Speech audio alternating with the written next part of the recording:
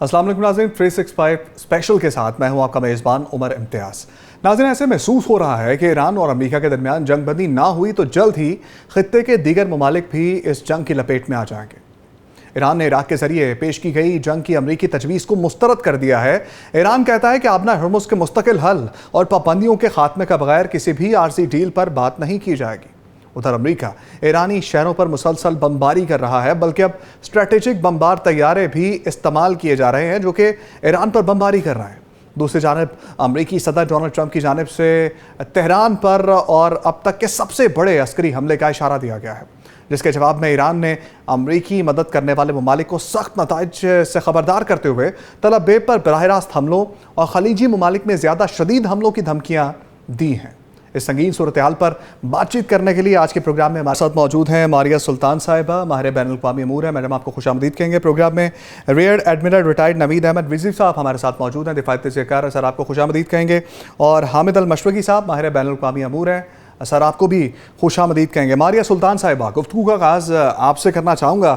बज़ाहिर मशरिक़ वस्ता में अब मैम सफारतकारी के रास्ते बंद होते नज़र आ रहे हैं। अगर खुदा न खास्ता ऐसा ही रहता है तो सूरत हाल और कितनी कशीदा हो सकती है? जिस नहज पे अब हम पहुंच चुके हैं, इससे ज़्यादा क्या कशीदगी हो सकती है सूरत हाल में? क्योंकि इस वक्त जो भी टारगेटिंग हो रही है वो बड़ी सोची समझी टारगेटिंग हो रही है, ईरान की तरफ से भी, अमेरिका की तरफ से भी बड़ी हद तक। इस वक्त जो मिडल ईस्ट का जो इकोनॉमिक स्ट्रक्चर जो तेल के साथ मुंसलिक है, अभी तक उसके ऊपर 100% टारगेटिंग नहीं हुई है। अगर वहाँ 100% टारगेटिंग होती है तो इस वक्त जो दुनिया की तेल की जो मार्केट है जो तकरीबन 100+ के ऊपर है, तो ये मतलब 126 से लेके ये भी अंदाज़ा किया जा रहा है कि $200 फी बैरल तक पहुंच जाए। इसकी इसी तरह जो बाबल मंदब है, अगर उसके अंदर ईरान की तरफ से बिलखसूस हूती जो उनके एक तरह से हरबल दस्ते के तौर पर उनको देखा जाता है, अगर वो भी मैदान में आ जाते हैं तो ये एक डायरेक्ट इम्पैक्ट है। दूसरा इम्पैक्ट जो है अंडर वाटर सी जो केबल्स जा रही हैं आपकी साइबर की, उनके साथ है। इसी तरह यूएई के अंदर और जीसीसी के मुख्तलिफ ममालिक के अंदर बहुत सारे जो आपके इंटरनेट कम्युनिकेशंस, आपकी ई कॉमर्स, इन तमाम चीज़ों की जो है डेटाबेस और डेटा वेयर हाउसिंग फैसिलिटीज हैं, वो एक और एलिमेंट है। तीसरा एलिमेंट जो है जाहिर है जो हर एक के माइंड के ऊपर है, वो यही है कि अगर ये चीज़ें आगे चलती हैं और एटमी खतरात के अंदर इजाफा होता है, क्योंकि बुशरेर के ऊपर तो अमेरिका ने अटैक किया है, लेकिन अगर कोई टैक्टिकल न्यूक्लियर फॉर्मेशन इस्तेमाल की जाती हैं तो उसका क्या इम्पैक्ट होता है और ईरान इसके मद्दे मुकाबले क्या इम्पैक्ट करता है। ये मुख्तलिफ खबरें ज़रूर आ रही हैं कि शायद ग्राउंड ट्रूप्स आए ईरान की तरफ से या अमेरिका की तरफ से, लेकिन दोनों सूरत हाल में ये एक रियल पॉसिबिलिटी इस वक्त नज़र नहीं आ रही है। असल पॉसिबिलिटी जो आपको नज़र आ रही है वो आपके इंफ्रास्ट्रक्चर के पॉइंट ऑफ व्यू से है, ऑयल के पॉइंट ऑफ व्यू से है, साइबर के पॉइंट ऑफ व्यू से, और ये कि स्टेट ऑफ हॉर्मुज़ जो है वो परमानेंटली एटलीस्ट 6 से जो 8 महीने का इम्पैक्ट समझा जा रहा था, वो 8 या 9 महीने के बजाय जो है पूरे साल तक अगर बंद हो जाती है या उसमें इर्रिवोकेबल डैमेजेस आ जाते हैं, तो ये एक प्रॉब्लम है।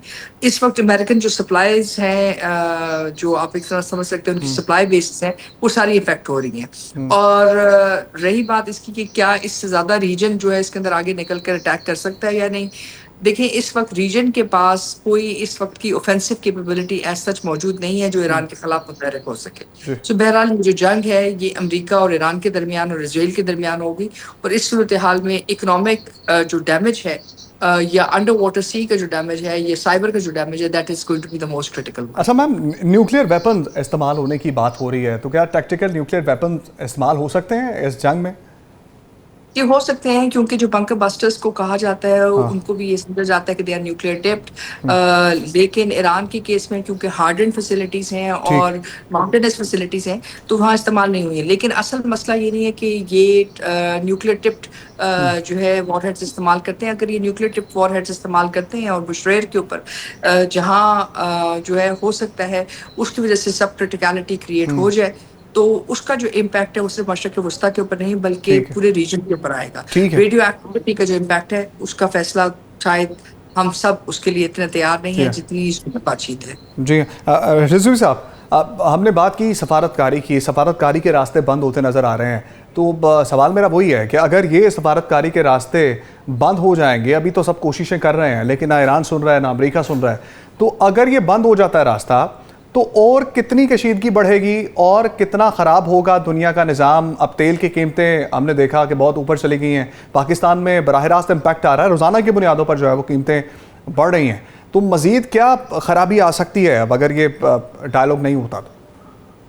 बिस्मिल्लाहिर्रहमानिर्रहीम। जैसे पहले रब्ता फरमा रही थी, तो मेरे ख्याल में इसकी जो एक आपका ये पर्शियन गल्फ और एक उस तरफ रेड सी बाबल बंदर, और अगर ये दोनों में किसी किस्म की ऑब्स्ट्रक्शन या हिंड्रेंस पैदा कर दी जाती है बाय ईरान इंक्लूडिंग दी हुतीज, तो ये बहुत कैटास्ट्रोफिक हो जाएगा। ना सिर्फ ये, एक रीजनल डिस्टर्बेंस और इम्बैलेंस जो है वो फिर काफी ज्यादा खतरनाक सूरत हाल इख्तियार कर सकता है। इसकी वो जो कॉस्ट है या प्राइस है वो इतनी हाई है कि ये दोनों, इट इज माय ओपिनियन कि वो ऑल आउट वॉर पे नहीं जाएंगे। ठीक है। हामिद अल मशरकी साहब, डायलॉग की बात हमेशा सब ने की और पाकिस्तान उसमें पेश रहा, फिर स्विट्ज़रलैंड में एक राउंड हुआ, सब ने उस पर इक्तफ़ा भी किया, फिर 60 रोज़ा जंगबंदी हुई जिसको बाद में ब्रीच कर दिया गया उस माहदे को। अब आपको क्या लग रहा है कि क्या ये सिर्फ एक राउंड है अपनी बातें मनवाने के लिए दोनों मुल्क जो कर रहे हैं, या वो 60 दिन की जो जंगबंदी है वो प्रोलॉन्ग होगी, आगे जाएगी, एक दोबारा डायलॉग का अमल आएगा, या फिर वाक़तन तौर पे गुस्सा है दोनों मुल्कों को और दोनों एक दूसरे पर जो है वो हमला करना चाह रहे हैं, कुछ अचीव करना चाह रहे हैं? कुछ समझ आ रहा है आपको? देखिए उमर, सबसे अहम बात यह है कि अब सीज फायर तो मुकम्मल तौर पर सबूटाज हो चुका, और बदकिस्मती से वो स्पॉइलर जो इस MOU को ख़राब करना चाहते थे, नाकाम करना चाहते थे, वो कामयाब हुए। और इवेंचुअली जहाँ पर हम बात करते हैं इसराइल के स्पॉइलर होने की, वहीं पर एक चीज़ हमें समझनी होगी, वो ये कि अमेरिकन ने जिस अंदाज में इस एग्रीमेंट को लिया MOU को, उसके अंदर वाज़े तौर पर यह था कि ईरान ने अपनी तकरीबन सारी बातें मनवा ली और अमेरिका को उसमें कुछ हासिल नहीं हुआ। जो सदर ट्रंप उसको जिस अंदाज में कैश करवाना चाह रहे थे उसमें भी उनको नाकामी हुई। बदकिस्मती से ईरान के अंदर भी, IRGC के अंदर भी जो हार्ड लाइनर्स हैं वो जंग के रास्ते पर ज़्यादा यकीन रखते हैं। उनको ये अंदाज़ा लगा कि शायद पहले 36 दिन की जंग में उन्होंने अमेरिका को और इसराइल को इतना नुकसान पहुँचाया कि वो बड़ा वल्नरेबल हो गया है, और इसकी वल्नरेबिलिटी को एक्सप्लॉइट करते हुए हम मज़ीद अमेरिका को नुकसान पहुँचा सकते हैं या सबक सिखा सकते हैं। तीसरी बात यह है कि जो मैं इसको सूरत हाल को, जैसे मारिया भी बात कर रही हैं, बिल्कुल इसकी ये बड़ी खतरनाक सूरत हाल है। एक चीज़ हमें समझनी होगी कि जंग की एक्सपेंशन की कोई लिमिट नहीं होती है, और इस तरह की जंग के अंदर अगर कोई भी एग्जिट स्ट्रेटजी नहीं हो, जो कि हमें नज़र आ रही है दोनों तरफ से कोई एग्जिट स्ट्रेटजी नहीं है, तो इसका मतलब है कि दोनों जो हैं वो किसी भी लिमिट पर जा सकते हैं और फिर ये दोनों तक महदूद नहीं रहेगी। देखिए इसके अंदर दो चीज़ें हैं। एक तो चीज़ ये है कि अगर हम बात करें कि अमेरिका जो है वो खुदा ना खास्ता टैक्टिकल न्यूक्लियर की तरफ जाता है या किसी भी B-52 बम्बार के थ्रू कुछ भी ऐसी चीज करता है जो कि कैटास्ट्रोफिकली डैमेजिंग होता है, तो फिर इसका मतलब ये होगा कि खित्ते के अंदर शायद और ताकतें भी इसके अंदर शामिल हो जाएं, जो कि बड़ा खतरनाक सिनेरियो है, जिसको आप वर्ल्ड वॉर 3 सिनेरियो कह सकते हैं। उसके अंदर रशिया की इंटरवेंशन हो सकती है, China could have been forced to enter it. अगर चाइना का तेल सब तरफ से बंद हो जाता है, बाबुल बंदर से बंद हो जाता है, इधर से आपने हुर्मुज बंद है, दूसरे हवाले से होतीज जो है अगर उस अंदाज में नहीं कंट्रोल कर पाते हैं मामलात को, जो दुनिया चाह रही है कि भाई होतीज को रोका जाए, और वो नहीं रुकते हैं और वो ईरान की सपोर्ट में इस तरह ऑल आउट सऊदीया पर अगर अटैक करते हैं, तो फिर पाकिस्तान की स्ट्रेटेजिक मुआहदे की वजह से पोजीशन बड़ी ऑकवर्ड हो जाती है। पाकिस्तान को बड़ा डिसाइसिव फैसला करना होगा। सबसे अहम बात ये कि इस वक्त सीज फायर अमेरिका और ईरान के दरमियान कराने से ज्यादा इंपॉर्टेंट यह है कि खुदा ना खास्ता इसके अंदर सऊदी अरब और ईरान की डायरेक्ट कॉन्फ्लिक्ट शुरू हो जाए, जो कि किसी भी हालत में खित्ते के फायदे में नहीं है, जो कि इसराइल का जो ग्रेटर इसराइल प्लान है वो उसका हिस्सा है कि वो तमाशा देखते रहे और अरब और ईरान जंग हो जाए और सूरत हाल जो है वो एक किसी और लेवल पे चली जाए। एक चीज और आप गौर करें उमर, वो ये है कि यहाँ पर इसराइल अब तमाशा देख रहा है। इसराइल प्रैक्टिकली जंग में शामिल नहीं है, गो के प्रेसिडेंट ट्रंप ने कहा जी वो शामिल हो जाएंगे, लेकिन वो अमेरिका के कांधे पे रखकर बंदूक चला रहा है। दूसरी जानिब हमारी होतीज पर ये बड़ा क्लियर एक नजर आ रहा है कि वो ईरान जो है वो उनको यूज कर रहा है। तीसरी जानिब ये है कि आपने हुर्मुज जो है वो एक ऐसा मैदान जंग बन गया है जिसकी वजह से मैं समझता हूँ कि जहाँ फूड सिक्योरिटी पूरी दुनिया में मुतासिर है, सप्लाई चेन मुतासिर है, 20% दुनिया का ऑयल मुतासिर है,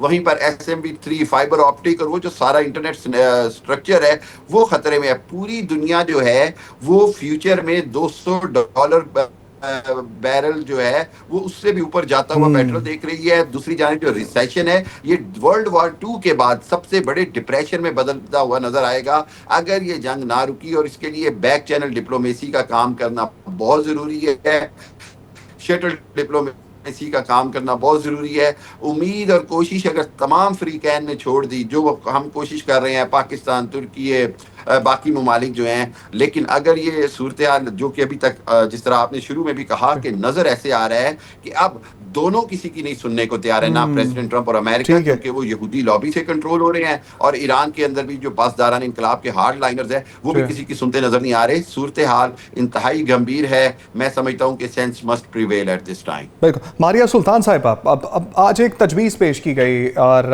इराकी वज़ीर आज़म की जानिब से, जिसको डिनाई किया ईरान ने, जंग बंदी की जो पेशकश थी अमेरिका की जानिब से, आर्जी जंग बंदी का जो मामला था, अब कौन जो है वो इसको प्रोलॉन्ग कर रहा है? हमने इसराइल का जिक्र किया, बज़ाहिर तो अमेरिकी सदर कहते हैं कि वो भी इसमें शामिल नहीं है, लेकिन हम कहेंगे तो शामिल हो जाएंगे। अब अगर अमेरिका में मिड टर्म इलेक्शन आते हैं, डोनाल्ड ट्रंप के जाने से इस जंग का मामला हल होगा, या पहले ही कोई ऐसी फोर्स आएगी जो इन दोनों को जो है वो मना लेगी जंग को ख़त्म करने के लिए? अब क्या लगता है किस तरह से इस जंग का खात्मा होने वाला है? देखें, इस जंग के जो प्लेयर्स हैं वो सबके सामने हैं। इस जंग को जिन्होंने ख़त्म करना है वो भी सबके सामने है। ये प्रेसिडेंट ट्रंप के अलावा और कोई फोर्स इस जंग को नहीं रोक सकती है। एक ऐसी कंडीशन में कि जहाँ जो मिडिल ईस्ट का जो प्लान था उससे अमेरिका को कोई फ़ायदा हो। अच्छा, अगर मिड टर्म इलेक्शन में, मारिया साहिबा, मिड टर्म इलेक्शन में अमेरिकी सदर डोनाल्ड ट्रंप रहते ही नहीं है, तो फिर कौन इस जंग को चलाएगा? क्या पीछे आने वाले जो हैं वो कर पाएंगे? क्योंकि अभी जो इजलास हुआ कांग्रेस का, उसके अंदर भी उन्होंने कहा कि बहुत ज़्यादा पैसा लग चुका है और आप मज़ीद जो है वो पैसे मांग रहे हैं जंग के लिए। देखिए, पहली बात तो ये कि हमें समझना है कि अमेरिका ने ये जंग क्यों की। अमेरिका ने ये जंग सिर्फ इजराइल के लिए नहीं की। जंग जो है किसी सियासी मफाद के लिए की जाती है, और सियासी मफाद इस वक्त अमेरिका के लिए, प्रेसिडेंट ट्रंप के लिए, बैनुल-अक़वामी तेल की तजारत के ऊपर मुकम्मल कंट्रोल है। और मुकम्मल कंट्रोल का मतलब ये है कि वो ये नहीं चाहते कि कोई भी एक ऐसा फैक्शन, कोई सी एक ऐसी सिचुएशन रह जाए जो अमेरिकन डॉलर के अंदर डील ना करे। देखिए, इस वक्त जो ईरान का जो तेल है उसका सबसे बड़ा प्रॉब्लम ये था कि जब अमेरिका ने उस पर सैंक्शंस लगाए जो तकरीबन 19,000 के बराबर है, वो जो सैंक्शंस हैं उन्होंने ईरान के सिस्टम को, फाइनेंशियल सिस्टम को, और ईरान की जो तेल की फरोख्त है उसको एक तरह से इंडिपेंडेंट फैक्शन के तौर के ऊपर निकाल दिया, जिसको ईरान ने कहा कि जी या हम युआन में देंगे या हम जो है रशियन जो क्रिप्टो करेंसी है उसके अंदर करेंगे। अब अगर ईरान ये तमाम चीज़ें युआन में या क्रिप्टो करेंसी में देना शुरू कर देता है तो जो अमेरिका की इजारतदारी है बैनुल-अक़वामी तेल की तजारत के ऊपर, बिलखुसूस डॉलर के साथ जो उसके लिंकेज है, वो डैमेज होता है। इस वक्त अमेरिकन प्रेसिडेंट ने जो करने की कोशिश की है वो ये, जो इन्होंने वेनेजुएला के साथ किया है, जो इन्होंने ईरान के साथ कर रहे हैं, और जो इन्होंने ग्रीनलैंड के साथ किया है, उसका बुनियादी मकसद इन ममालिक को सिर्फ कंट्रोल करना नहीं है, चाहे आप उसमें क्लार्क्स थ्योरी देख लें, चाहे उसमें लैंड ब्रिज थ्योरी देख लें, लेकिन असल वजह जो है वो यही है कि जो ऑयल की जो मार्केट है उसके ऊपर वो अनडिस्प्यूटेड क्लेम करना चाहते हैं। लेकिन उसके लिए बहुत ज़रूरी है कि ईरान के ऊपर से सैंक्शंस उठे। अगर ईरान पे सैंक्शंस नहीं उठती तो ये आप वापस ईरान को एक इंटरनेशनल फोल्ड में नहीं ला सकते जो अमेरिका लीड करेगा, और अमेरिका को भी लिए भी बहुत ज़रूरी है कि ईरान को इसके अंदर लेके आए। लेकिन जो इस वक्त मुकाबला चल रहा है वो चल रहा है उन तमाम लोगों से जो ईरान के सैंक्शनड ऑयल को बैनुल-अक़वामी सतह पर बेचते रहे, जिसमें बरतानिया की फर्म्स, जिसमें फ्रांस की फर्म्स, जिसमें UAE के वो तमाम मुल्क हैं जो सैंक्शनड ईरानियन ऑयल को बेचते रहे हैं। अब इस सिचुएशन को रिवर्स करने के लिए ज़ाहिर है American firms have to come in. उसमें एविएशन भी है, जो $30 बिलियन का, जो $300 बिलियन का जो इन्वेस्टमेंट फंड वो ईरान के लिए बना रहे थे, उसका बुनियादी मकसद भी ये था कि मिडिल ईस्ट को स्टेबलाइज किया जाए, और मिडिल ईस्ट को स्टेबलाइज करने के लिए ईरान स्टेबल होना जरूरी है। इसके अंदर कंस्ट्रक्शन है, उसके अंदर ऑयल है, इसके अंदर एविएशन है, इसके अंदर ये तमाम सेक्टर्स हैं जो सैंक्शन थे, जो तमाम प्रेसिडेंट ट्रंप ने खुद किए थे अपनी लास्ट टर्म के अंदर। और इस वक्त they want to bring it back. और ये इसलिए भी ज़रूरी है कि अगर वो दरीना अमन नहीं लेके आते ईरान के साथ तो मशरिक़ वस्ता वापस रिक्लेम नहीं होता। और मशरिक़ वस्ता को इसलिए चाहिए कि जो उन्होंने पैसे इस वक्त डिफेंसिव वॉर में लूज किए हैं, समबडी हैज़ टू पे फॉर दैट वॉर। अब वो पेमेंट के लिए भी, इसको वापस रिस्ट्रक्ट करने के लिए भी ये ज़रूरी है। जो इसमें स्पॉयलर्स जी ठीक है।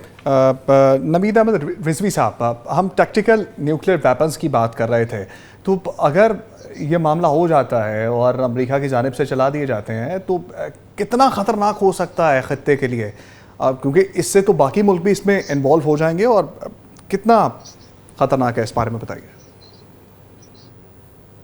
न्यूक्लियर वेपन्स कोई ऐसा बच्चों का खेल नहीं है, ये लो यील्ड न्यूक्लियर वेपन्स हैं जो कि एक बहुत बड़े पैमाने पर तबाही मचा सकते हैं। ऑल्दो इनका रेस, लेकिन बिकॉज उसमें कितना एरिया आता है, तो ये मेरे ख्याल में ये बहुत इंतहाई कदम होगा। और अगर ये होता है तो फिर ये जंग जो है इसको कंटेन के, मेरे ख्याल में जैसे मशरकी साहब फरमा रहे थे, फिर क्योंकि इसमें और दीगर प्लेयर भी आ जाएंगे, हर एक से फिर अगर हम एक बहुत बड़ी वॉर की तरफ और बहुत बड़ी तबाही की तरफ चले जाएंगे, तो मेरा नहीं ख्याल है कि ये इस पे बात है। सिर्फ बात है कि ये नुकसानात हम ईरान का जो हमने फ्रोजन एसेट्स है उनसे पूरे करेंगे। आप देखें वो इसको किस हद तक निभा सकते हैं, या ये सिर्फ थ्रेट या वार्निंग ही है। मेरे ख्याल में जो हम earlier phase of this war एक एग्रेसिव डिप्लोमेसी देख रहे थे, नजर आ रही है इस वक्त, वो जरूरी है कि उस पे वो जो सारे प्लेयर्स हैं वो फर्दर इन दोनों को नेगोशिएटिंग टेबल तक जल्द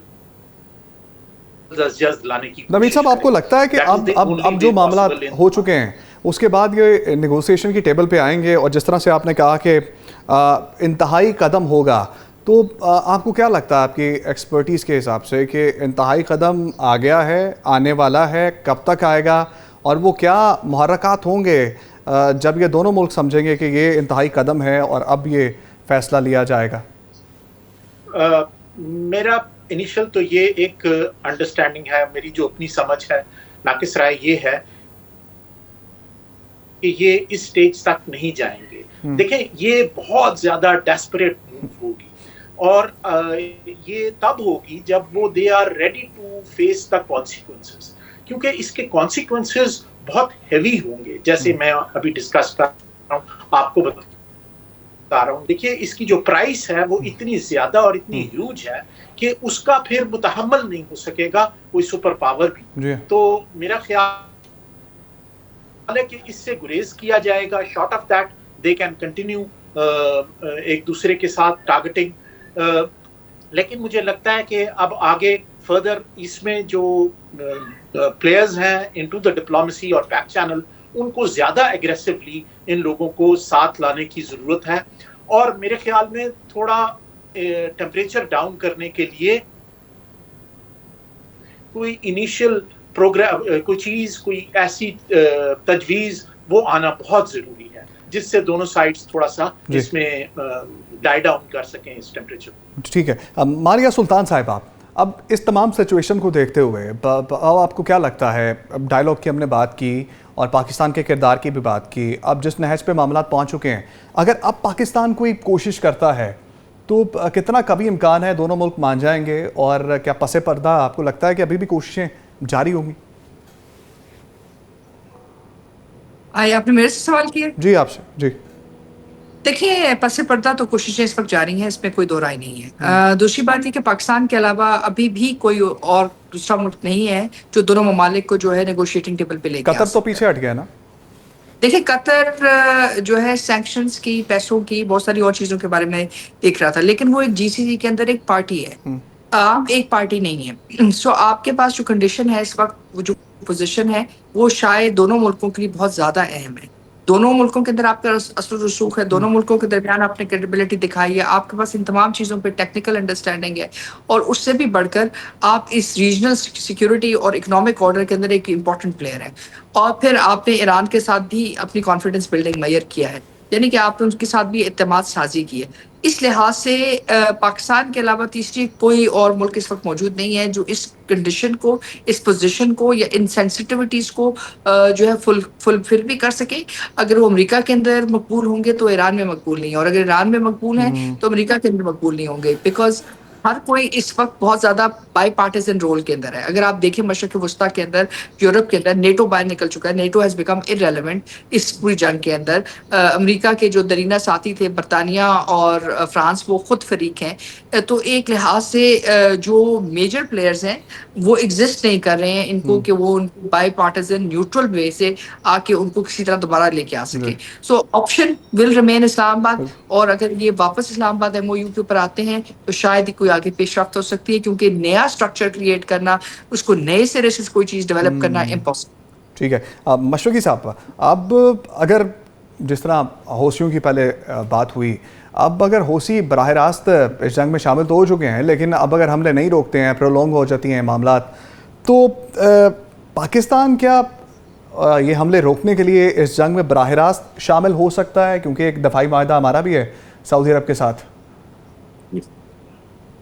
देखिए, मैं ये समझता हूँ कि अभी सूरत हाल वहां तक उस नहज पे नहीं पहुंची है जहां पाकिस्तान डायरेक्ट शामिल हो। और अभी जिस तरह मारिया साहिबा कह रही हैं कि चूंकि पाकिस्तान को इस वक्त एडवांटेज ये हासिल है कि पाकिस्तान इंटरलोक्यूटर के तौर पर तमाम जो पार्टीज हैं उनका एतमाद और क्रेडिबिलिटी मेंटेन कर रहा है, और वो इसीलिए है कि पाकिस्तान इस कॉन्फ्लिक्ट के अंदर कोई पार्टी नहीं है। अगर इस सिचुएशन में पाकिस्तान खुद शामिल हो जाता है तो फिर सूरत हाल बहुत खतरनाक हो जाएगी।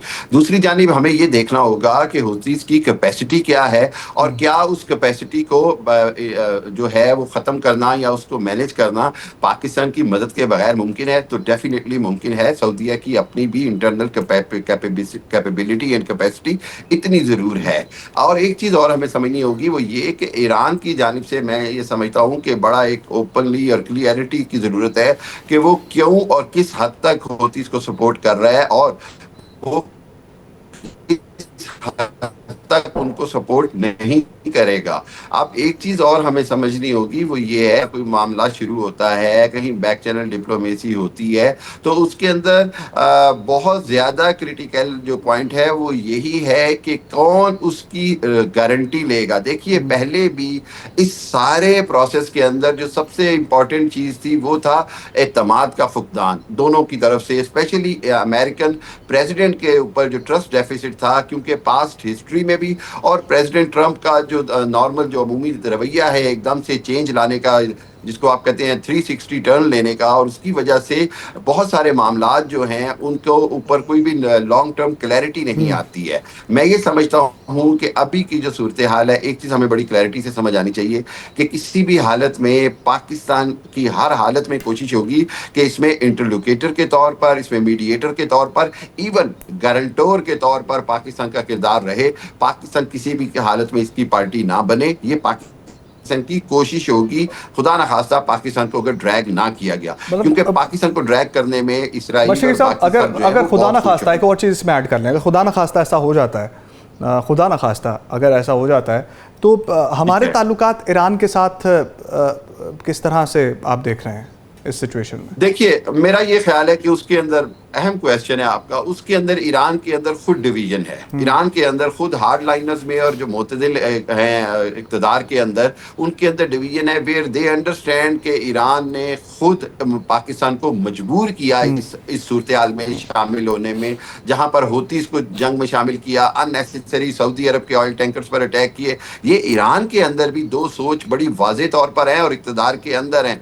IRGC के अंदर एक हार्ड लाइनर ग्रुप है जिसको फिर ब्लेम किया जाएगा या खुद विद इन ईरान। सो ये नहीं हो सकता कि पूरी ईरान की एडमिनिस्ट्रेशन पाकिस्तान के खिलाफ हो। Even they will have a very strong consequences अगर पाकिस्तान के साथ पाकिस्तान इसमें इन्वॉल्व होता है, और उनको वो जो पाकिस्तान की सपोर्ट और हमदर्दी हासिल है इंटरलोकेटर के तौर पर, पाकिस्तान की जो हमदर्दी और सपोर्ट हासिल है पब्लिक की सपोर्ट के साथ, वो अगर उनके साथ नहीं होगी तो खुद ईरान के अंदर वो जो पाकिस्तान तशक्कुर के नारे लगे, जो पाकिस्तान के हक में बात हुई, पाकिस्तान के लिए मसूद पेज़िशकान और सारों ने प्रेज किया, उन सारों के लिए वो बड़ा मुश्किल होगा उस चीज़ को अपने खुद वो क्वेश्चन करेंगे विद इन IRGC और तमाम के साथ। तो मैं ये समझता हूँ कि पाकिस्तान खुदा न खास्ता अगर किसी स्टेज में शामिल हुआ तो खुद ईरान के अंदर बहुत बड़ी डिवीजन आएगी और खुद ईरान को उसका बहुत बड़ा इंटरनल रिएक्शन भी देखने को मिलेगा। ठीक है रिजवी साहब, अब जिस तरह से पाकिस्तान की सालसे की बात हुई, तो अब अगर इस सिचुएशन के ऊपर जब और ज़्यादा जंग भड़क गई है, अब अगर सालसे की बात होती है, जंग रोकने की बात होती है, तो बासानी मान ली जाएगी पाकिस्तान की सालसे की इस कोशिश को आपके ख्याल में? मेरे ख्याल में अगर कोई दोनों को रीच आउट करके और वो किसी एक ऐसी पॉइंट पर जो कि कॉमन हो उसके ऊपर, जैसे आप ये समझें कि जो इसकी बेसिस बनी है, जो ये री एस्केलेशन हुई है, वो कंट्रोल ऑफ हुर्मुज है। तो मेरे ख्याल में अगर हुर्मुज के हवाले से कोई ऐसी तजवीज़ विद इन दी MOU या उसके अलावा एन एड ऑन हो और उसके ऊपर कोई बातचीत करने पे राजी हो, तो मेरा ख्याल है जिसमें दोनों को ये मिल सके कि हमने अपने अवाम के लिए कुछ ट्रॉफी हासिल की है, तो वो उनको एक किस्म का कंपनसेट कर सकें। It is a very difficult thing, it's very easy to say, लेकिन अगर इस तरह की कोई चीज़ for the control of Hormuz, जो कि somewhat I'm just talking aloud, कि say for 365 days the control हुर्मुज के कंट्रोल से ईरान जो है वो बैक कर जाता है और वो कहता है वो जो 60 डेज का पीरियड था हम उसको बढ़ा लेते हैं and we give time for the tactical discussions। तो ये ऐसी कोई सिचुएशन, ऐसे कोई वो जब सामने आए और वो acceptable हो to the other party as well, तो there might be a solution, it may be a temporary solution, लेकिन इस टेम्परेचर को डाउन लाना बहुत जरूरी है। ठीक है मारिया सुल्तान साहिब, आप अब अगर अब जंग मज़ीद भड़कती है और मामला ख़राब होते हैं, और जिस तरह से हम पहले भी जिक्र कर रहे थे, तमाम पैनलिस्ट ने इस बात पर इत्तफाक किया कि जब ये जंग बढ़ेगी तो दूसरे मुल्क भी इसमें शामिल होंगे, तो चीन और रूस का क्या किरदार हो सकता है, उनकी सपोर्ट किस तरफ हो सकती है और किन ग्राउंड्स पर वो सपोर्ट कर सकते हैं ईरान को? देखिए, ईरान और चीन का जो ताल्लुक है वो बहुत ज़्यादा स्ट्रॉन्ग है।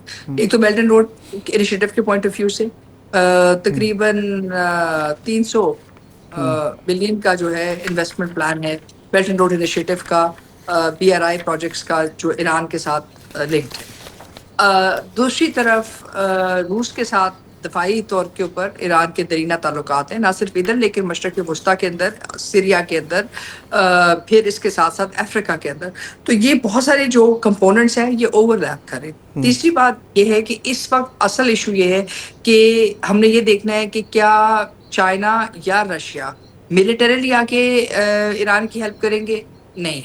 क्या वो उनको स्ट्रेटेजिकली हेल्प करेंगे? हाँ।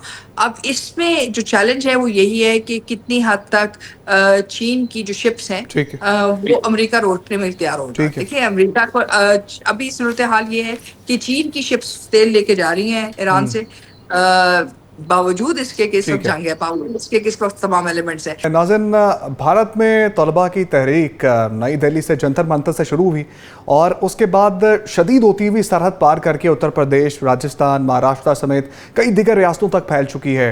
और पेपर लीक होने का यह मामला था, स्कैंडल था। कॉकरोच मूवमेंट के नाम से चलने वाले इस एहतजाज पर पार्लियामेंट मार्च के दौरान दिल्ली पुलिस और फिर सिक्योरिटी एहलकारों ने तलबा पर बेदर्दी से लाठी चार्ज किया और आंसू गैस के गोले भी दागे। अब ये इस तहरीक में एक्टर्स भी शामिल हो चुके हैं वहाँ पर, और तलबा भी शामिल हो चुके हैं। डंडे बरसाए जाते हैं, वो नारेबाजी करते हैं, मोदी हुकूमत को गिराने की बात करते हैं। अपोजिशन भी इसमें शामिल हो चुकी है और राहुल गांधी को मार कर घसीटते हुए जो है वो जेल में डाला गया। तो मोदी हुकूमत जो है, जो सारी दुनिया में इंतशार फैलाने की कोशिश करती है, पाकिस्तान में इंतशार फैलाने की कोशिश करती है, इस काकरोच इनकलाब की वजह से, इस एहतजाज की वजह से क्या मुश्किल में आने वाली है? आमिद अल मशरकी साहब, सबसे पहले आप बताइए कि कितना मुश्किल है मोदी सरकार के लिए इस काकरोच पार्टी के एहतजाज को रोकना? देखिए, मैं ये समझता हूँ कि मोदी के जो 10 साल का जो उसका रूल था, 11 साल का, उसका बदतरीन ज़वाल शुरू हो गया जब उसने ऑपरेशन सिंदूर के नाम पर पाकिस्तान के ऊपर एक मकरू हमला किया, और फिर उसके बाद जिस तरह उसका विश्व गुरु ज़मीन पे गिरा, उसके बाद उनका जो फॉरेन पॉलिसी है वो दुनिया में नाकाम हुई और वो आइसोलेट हुआ, क्योंकि उनका सब कुछ झूठ पे मबनी था। उसके बाद आज जहाँ पर इंडिया के अंदर, जहाँ वहाँ की जो जनरेशन जी है, उसने वाज़ेह तौर पर मैं समझता हूँ कि एक रेफरेंडम किया है मोदी की सरकार के खिलाफ, और वो ये है कि ये गाली गोली की सरकार है। ये ऐसी सरकार है जो अडानी, अंबानी और बिरलाज और टाटाज के लिए बनी गई है। इसको अवाम का या किसी का कोई ख्याल नहीं है। और तीसरी बात यह है कि ये वो सरकार है जिसने पाकिस्तान दुश्मनी बेचकर खुद अपनी आवाम को भूख नंग के सिवा कुछ ना दिया। मैं ये समझता हूँ कि आज जो कुछ जंतर मंतर में हो रहा है, जो कुछ मुंबई में हो रहा है, जो कुछ बाकी जगहों पे हो रहा है, वो एक तरह से मुकाफाते अमल के साथ साथ मोदी के लिए उसका एक परमानेंट डिक्लाइन और जवाल नजर आ रहा है। आज जो है वो वहाँ पर जिस अंदाज में मोदी के बारे मजाक उड़ाया जा रहा है, मोदी से इस्तीफा मांगा जा रहा है, मोदी को डिक्टेटर कहा जा रहा है, मोदी के खिलाफ एक मुकम्मल तौर पर अवामी राय आमा हमवार हो चुकी है। और उस राय आमा के अंदर सिर्फ स्टूडेंट्स ही नहीं बल्कि सीनियर जो सियासतदान हैं वो भी शामिल हैं, उसके अंदर कांग्रेस की तमाम लीडरशिप शामिल है, उसके अंदर फिल्म स्टार्स शामिल है, उसके अंदर सोशल एक्टिविस्ट शामिल हैं। जो तुलबा की तहरीक थी वो आज उनकी एक जनरेशन की तहरीक है, और उसकी सबसे बड़ी वजह बार बार मैं ये कहता हूँ कि जब हुकूमतें जो हैं वो झूठा बयानियां बेचती हैं, जब उसके बाद अवाम को मिसगाइड किया जाता है, जब उसके बाद सबसे बड़ी बात ये कि जो अवाम के जो ग्रास रूट के ऊपर जो मसाइल हैं उनको हल नहीं किया जाता। आज जो इंडिया में जो कुछ हो रहा है, जो तलबा की जो तहरीक है, मुझे ऐसे लग रहा है कि ये मोदी के खात्मे पर ही मुंतहिज होगी। इसका नतीजा जो है वो मोदी के इस्तीफे पर होगा। बीजेपी शायद इक़्तिदार में रहेगी। अभी इलेक्शन जो है वो 2 साल बाद हैं, और चूंकि वहाँ पर एक सिस्टम है, मेरा नहीं ख्याल कि इलेक्शन खत्म होंगे। लेकिन एक बात कंफर्म है कि मोदी का इक़्तिदार जो है उसका सूरज मुझे डूबता हुआ ठीक है। रिजवी साहब, मोदी के इक़्तिदार का सूरज आपको भी गुरूब होता नजर आ रहा है इस तमाम सिचुएशन में, जब कशीदगी बहुत ज़्यादा बढ़ गई है और अपने ही तालिब इल्मों पे बेहिमाना तशद्दुद किया जा रहा है? जी बिल्कुल, मैं इसको इस तरह समझता हूँ कि एक किस्म का एक, जैसे अभी बहुत सारे हमने बयान किया कि बहुत सारे इंसिडेंट्स, इवेंट्स, ऐसी अकरेंसेस हैं जिसमें पै दर पै आपकी शिकस्त हुई।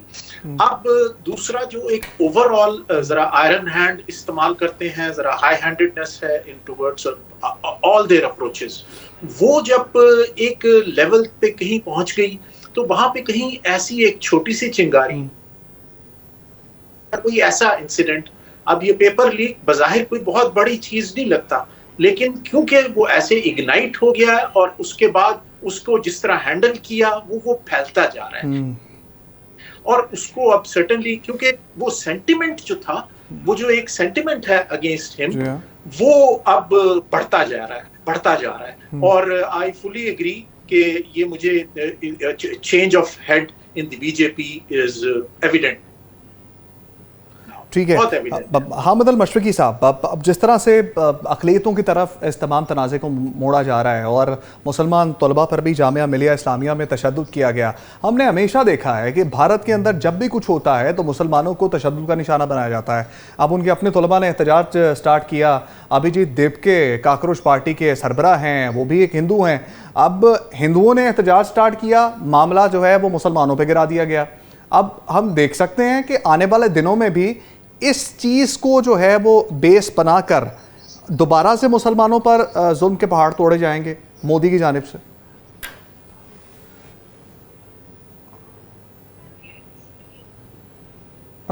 नबी साहब, आप जवाब दे दीजिए इस सवाल का। जी बिल्कुल, मैं ये समझता हूं कि ये बड़ी पुरानी टैक्टिक है कि डिवाइड एंड रूल।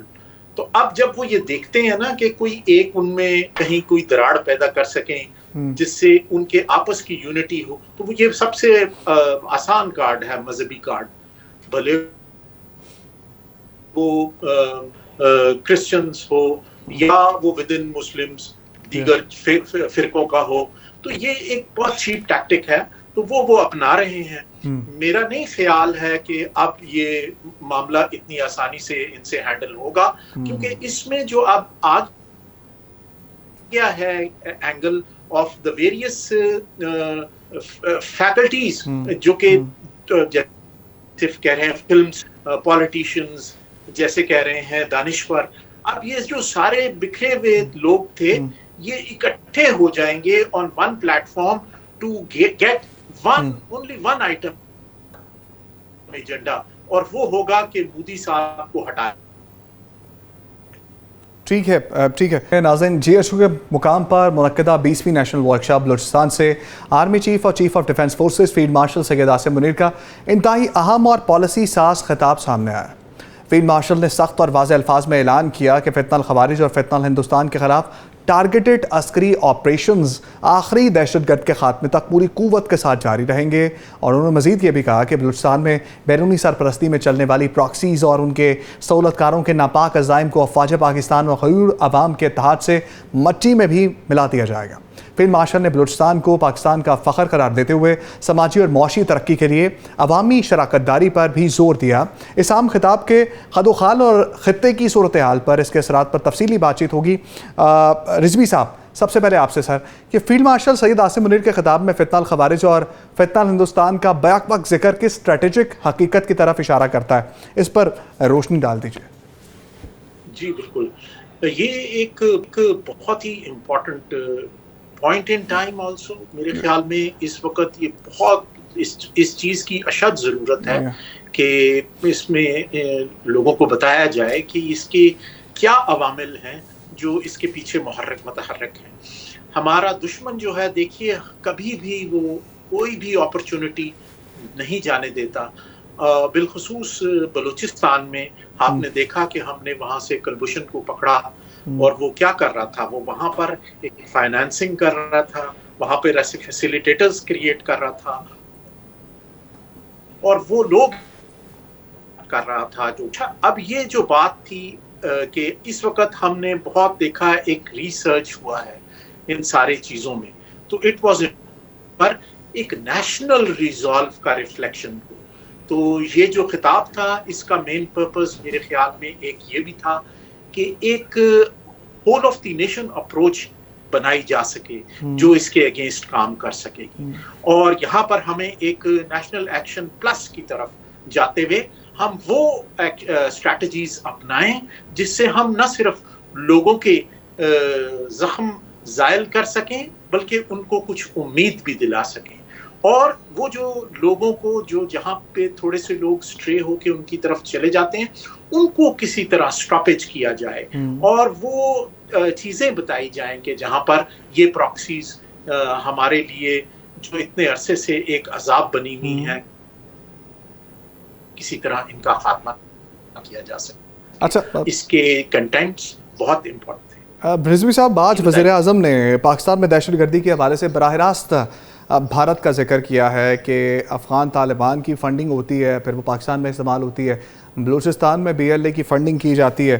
अब हमें कितना मज़ीद अरसा इस जंग में गुजारना पड़ेगा, आपके ख्याल? बहुत इम्पोर्टेंट सवाल है आपका। देखिए, मेरे ख्याल में 2-3 चीज़ें हैं जो हमें इसकी तरफ देखना है। एक, क्या वो जेन्युइन कंसर्न्स हैं जिनको एड्रेस किया जाए ताकि वो इस चीज़ को रोक सकें कि वहाँ का जो यूथ है, अगर उसके दिमाग में कोई ऐसी बात डाली जा रही है, वो बंद हो सके। ठीक है। और दूसरा, फिर हमें वो इंटेलिजेंस ऑपरेशंस को ज़रा आगे बढ़ाने की ज़रूरत है ताकि हम ये और जो बॉर्डर मॉनिटरिंग है उसको स्ट्रेंथन करने की ज़रूरत है। तो हमें 3, 4, 5 ऐसे स्टेप्स लेने हैं जिधर हम इस किसी किस्म की जो इसमें further addition of the people है उसको हम रोक सकें।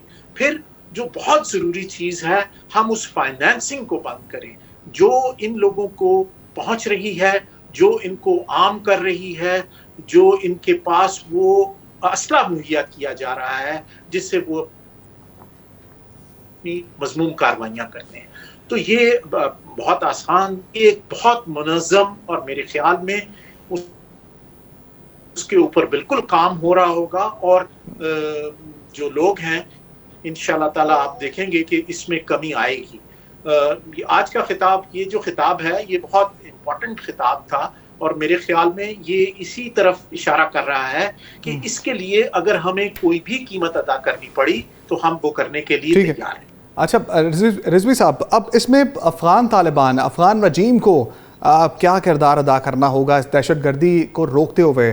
कितना हमसाये का किरदार अदा करना चाहिए कि इस जंग को रोकें, पाकिस्तान का साथ दें, ना कि दहशतगर्दी का साथ दें, जो कि अभी तक वो दहशतगर्दों का साथ दे रही हैं, ना सिर्फ कि अपने हमसाये का, जिन्होंने इतने साल जो है वो पनाह दे के रखा और बच्चे पल के बड़े हो गए और उनके बच्चों के बच्चे हो गए और अभी भी हमारा साथ नहीं दिया जा रहा। तो कब होश आएगा? हजरत अली रजी अल्लाह ताला अन्हु का कौल है कि जिस पर एहसान करो उसके शर से बचो। तो उसके शर से बचो। तो ये बिल्कुल यहाँ पे फिट बैठ रहा है। आपने 30 लाख या 50 लाख कहते हैं अफगान को यहाँ रेफ्यूजी रखा for a very long duration.